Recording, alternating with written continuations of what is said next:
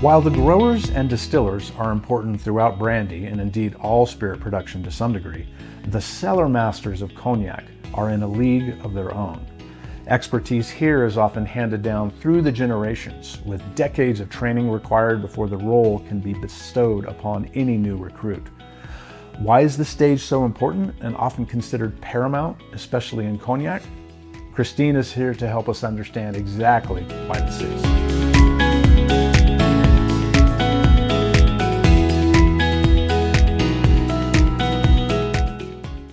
Hello, I'm excited to bring you Cognac Maturation and Finishing. This lecture is rich, detailed, and covers a lot of materials, so grab your favorite beverage and let's dive right in.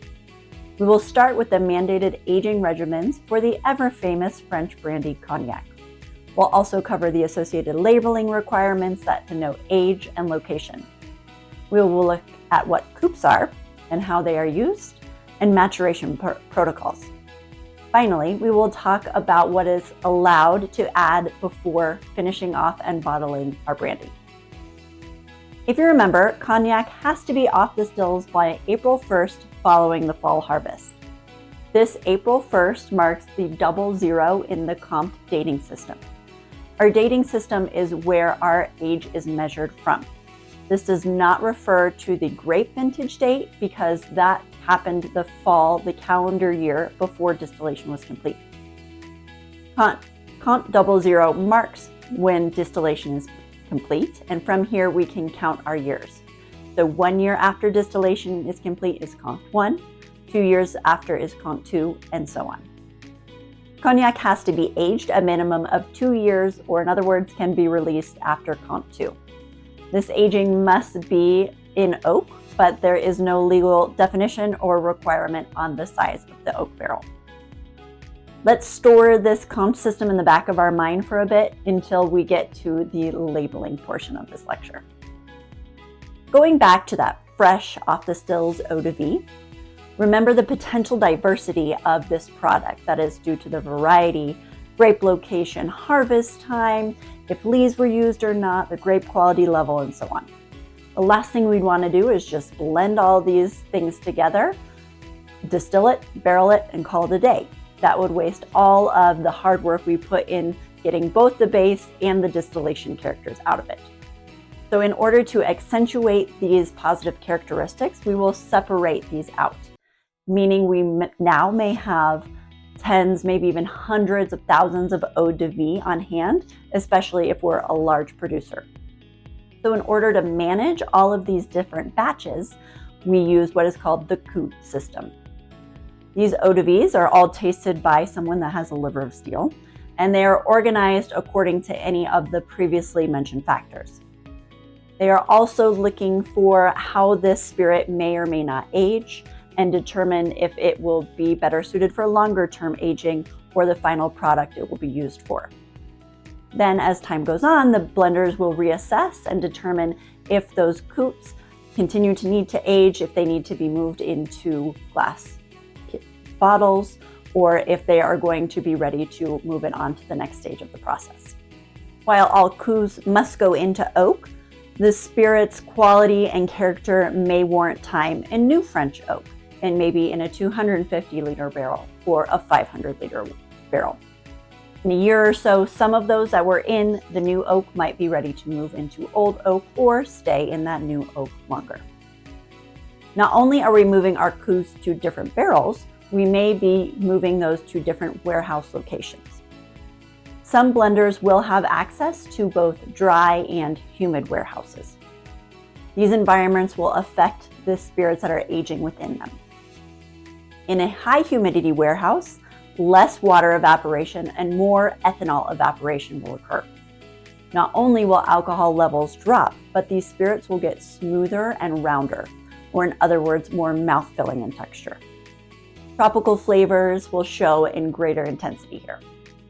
By contrast, in a dry warehouse, we will lose more water, meaning the ABV will rise in a dry cellar. Dry cellars will also allow more wood-derived flavors, things like cedar and vanilla and nuts, to be extracted and show greater amounts of this because of the higher ABV. The texture will also be sharper.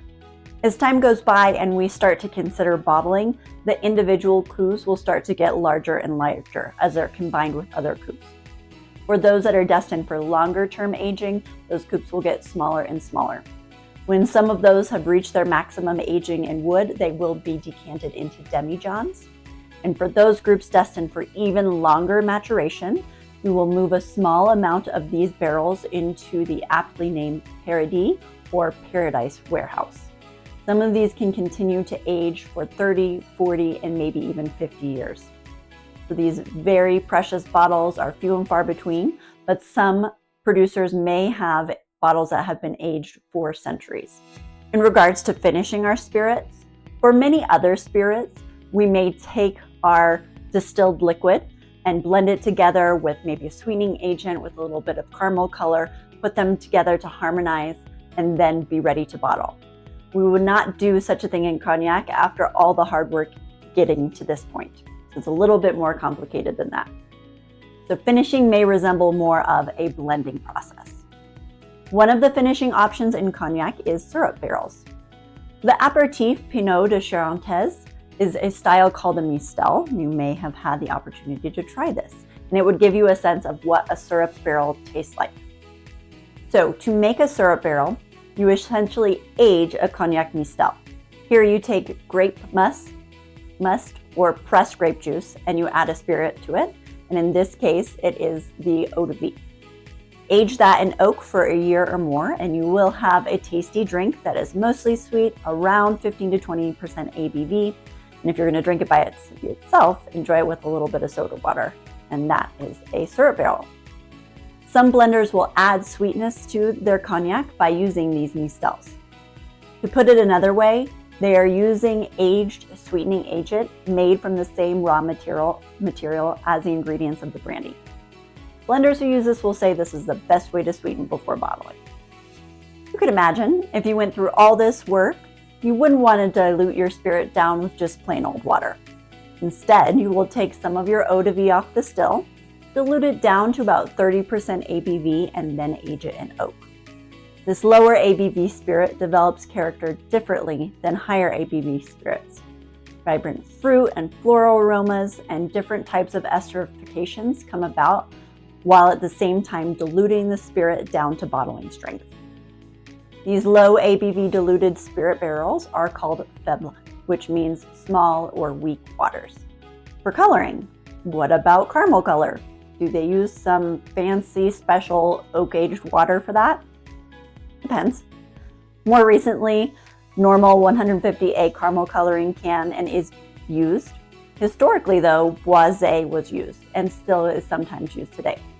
Boisé is created by taking apart an old oak barrel and boiling the staves until we have a thick syrup, an oak extracty type of goo, and then you mix that in with a little spirit to preserve it. Age that mixture in a barrel to pick up some of the dark colors from oak. Now you can use this to adjust the color. There are simpler ways to tweak color now, but it's not talked about much. At last, we have all the ingredients together for our final blend. But again, it has been blending away for a long time now prior to all those coupes slowly being consolidated and separated for final blending.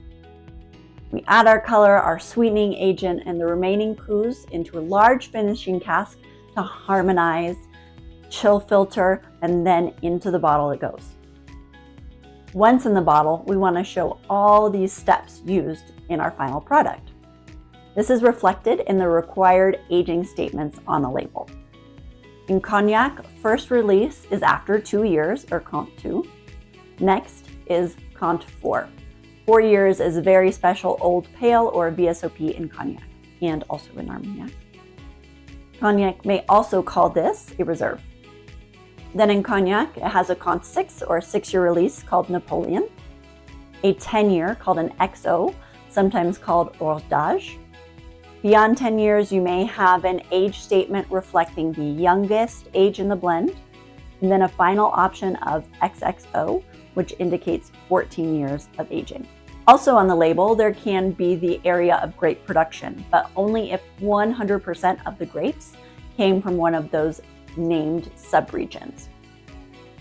If you need a reminder of those appellations, head over to the Field to Fermentation lecture. There is one exception to this rule. If you see the word fine champagne on a label, that is not a region, but it does indicate that at least 50% of the grapes came from Grand Champagne and the remaining came from Petit Champagne. We've made it. That's our look at cognac maturation and finishing. You should now understand how important and focused this process is in this part of France. We've discussed the way batches or coups are created and modified over time, as well as the way coloring and sweetening are added. You should be able to recognize anything on the label determining the region and the aging process coming out of cognac. Happy studies.